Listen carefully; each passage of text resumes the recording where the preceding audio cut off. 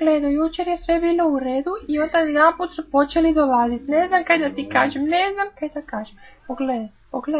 Pogledaj koliko ih ima tu dole, ne?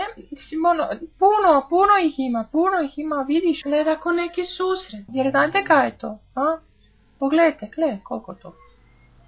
Ne znam, meni se čini ne znam. To su framaši. Framaši? To su oni framaši. Definitivno.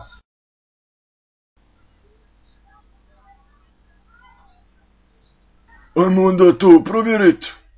Ali uopće niste fair, ja bi štel na susret, ja bi isto štel,